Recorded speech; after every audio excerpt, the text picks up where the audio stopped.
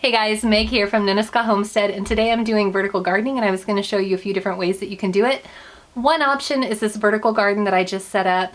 This is actually a Mother's Day gift for my mother-in-law. She's going to put it on her deck, but I also have one on my deck that I've been enjoying for quite a while now, and I wanted to just kind of share a few ways that you can maximize your growing space. Now, I do have a lot of growing space out here. We are on several acres. But I also like to be smart about it, and if there's something that I can do to make a plant be a little bit more trained, a little bit easier to maintain, for example, growing tomatoes and cucumbers on a trellis instead of just letting them meander across the ground, I am all about it. There are a lot of benefits to growing vertically. My favorite benefit is it's just easier to maintain.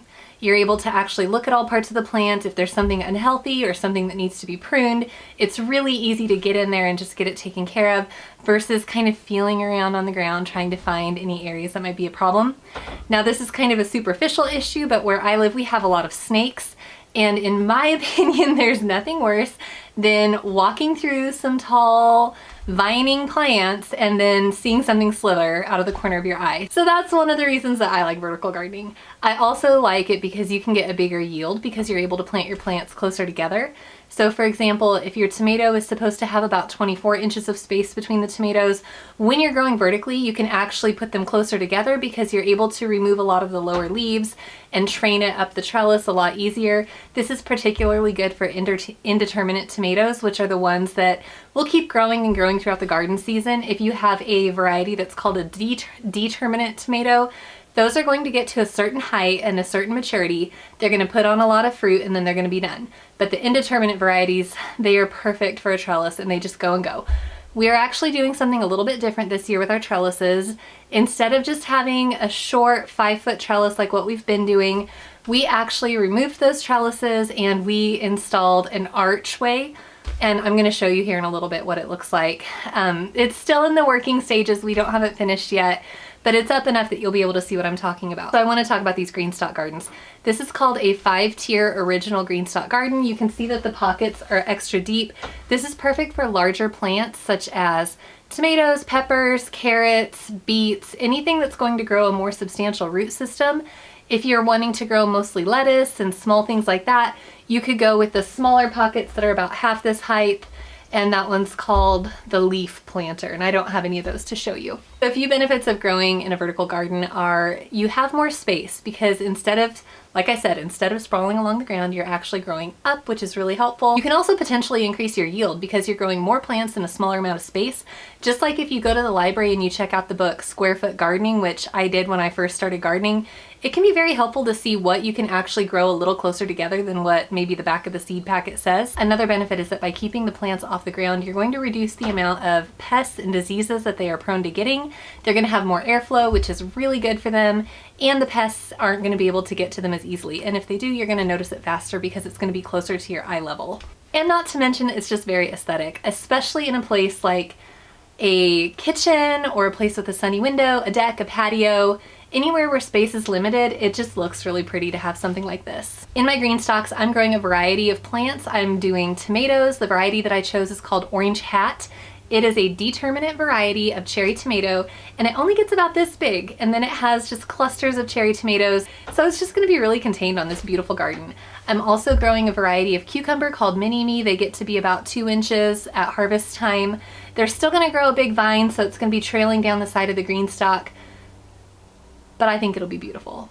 Another thing that's good to grow in a vertical garden are pollinators and flowers, just like pansies, sweet alyssum, nasturtiums.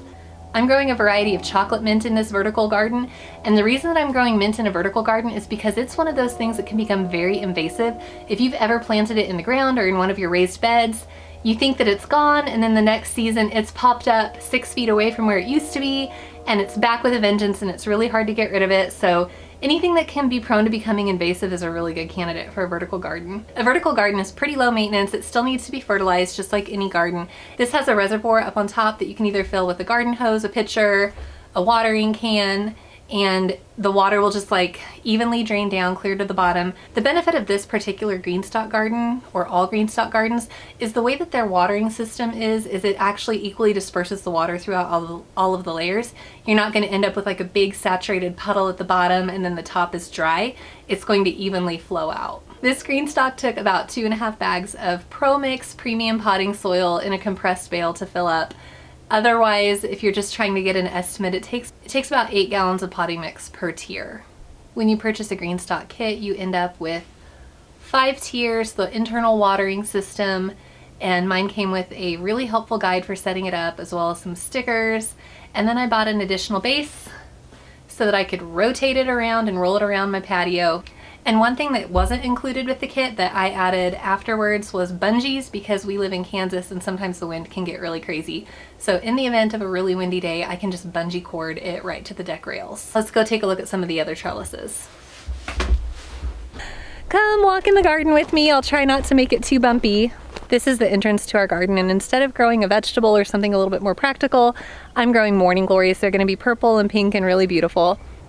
The trellis behind me right here is for cucumbers. I have one on this side, one on the other side, and then 2 along the back. Last year I grew green beans on the back, but this time we're gonna really focus on cucumbers because we want more things preserved and in our basement. This trellis right here is for cucumbers. Last year I grew loofahs on it and they did really well, but it's always a good idea to rotate your crops and never grow the same thing in the same spot twice. We had a hailstorm this week and you can tell that the onions are looking a little beat up. Luckily my pennies aren't doing too bad. I think they'll probably be blooming here in the next 2 weeks. The garlic really got some hail damage, but I think it's gonna be fine. These trellises here are just staked to T-posts. Instead of growing like in an arch like the other ones, we're just letting these grow vertically, and as the cucumbers grow, they're just gonna be hanging off this side right here, which is super handy. Whenever I'm out in the garden, the chickens start to run their beaks across the wire, almost like what I imagine prisoners in a prison running their spoons across the gates. So we're gonna let the chickens out.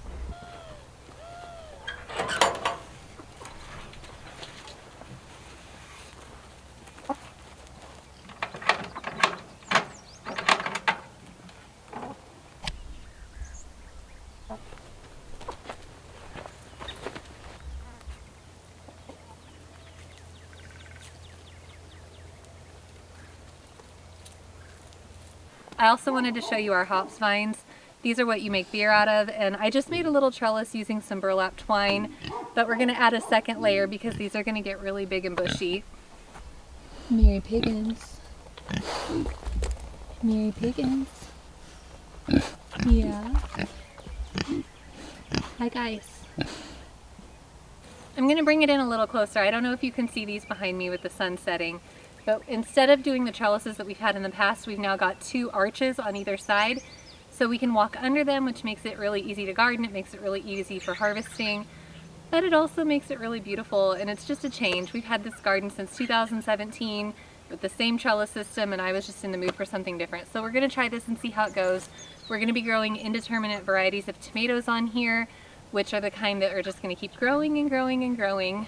Here are the old trellises that we took out. We're gonna go ahead and reuse them in the back garden area, but for now, this is what we're doing up here. I hope that that gave you some good ideas for vertical gardening at your own house.